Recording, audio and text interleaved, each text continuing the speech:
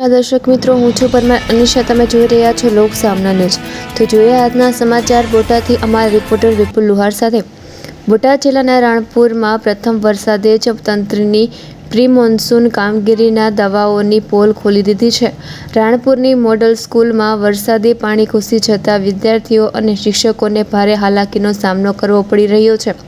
વિદ્યાર્થીઓના અભ્યાસ પર પણ તેની સીધી અસર જોવા મળી રહી છે. કરોડો રૂપિયાની પ્રી મોન્સૂન કામગીરી છતાં શાળામાં પાણી ભરાતા સ્થાનિકોમાં તંત્ર સામે સવાલો ઉઠી રહ્યા છે. શું છે સમગ્ર મામલો, જોઈએ આ અહેવાલમાં. બોટાદ જિલ્લાના રાણપુર તેમજ ખોખનિયા, રાજપરા સહિતના વિસ્તારોમાં છેલ્લા 2 દિવસથી પડેલા વરસાદ બાદ રાણપુરની પાળિયાદ 3 રસ્તા પાસે આવેલી મોડલ સ્કૂલમાં વરસાદી પાણી ભરાઈ ગયા છે. શાળામાં મોટી સંખ્યામાં વિદ્યાર્થીઓ અભ્યાસ કરે છે, પરંતુ પાણી ભરાઈ જતાં વિદ્યાર્થીઓને વર્ગખંડ સુધી પહોંચવામાં અને અભ્યાસ કરવામાં મુશ્કેલીનો સામનો કરવો પડી રહ્યો છે. ચોમાસા પૂર્વ તંત્ર દ્વારા પ્રી મોન્સૂન કામગીરીના દાવા કરવામાં આવ્યા હતા, છતાં પ્રથમ વરસાદમાં જ શાળા પરિસર પાણીમાં ગરકાવ થતાં કામગીરીની અસરકારકતા સામે પ્રશ્નો ઊભા થયા છે. સ્થાનિક આગેવાનોનું કહેવું છે કે સરકાર લાખો કરોડો રૂપિયાનો ખર્ચ કરતી હોવા છતાં આવી પરિસ્થિતિ સર્જે છે, જે ચિંતાજનક છે. હાલ વિદ્યાર્થીઓ અને શિક્ષકો ભારે હેરાનગતિ ભોગવી રહ્યા છે.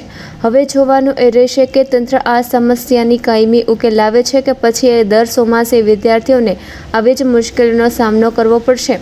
મારું નામ વિજયભાઈ ભરતભાઈ કોરડિયા.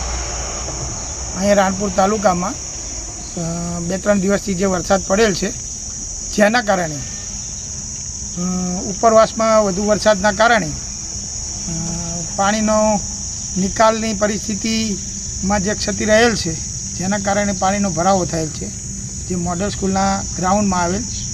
અને આ સ્થિતિને સુધારવા માટેની પ્રક્રિયામાં જે પ્રી મોન્સૂન કામગીરી છે એને તે ફરીથી કરી વ્યવસ્થા કરી અને આ પાણીનો નિકાલ યોગ્ય રીતે થઈ જાય તેવી ભલામણ છે. અને જે આગળ ખોખરનેસ, રાજપરા, રાણપુરનું જે પાણી આવે છે તેનો યોગ્ય નિકાલ થાય, નદી વાટે તે પાણી જતું રહે તેવી વ્યવસ્થા ગોઠવવામાં આવે.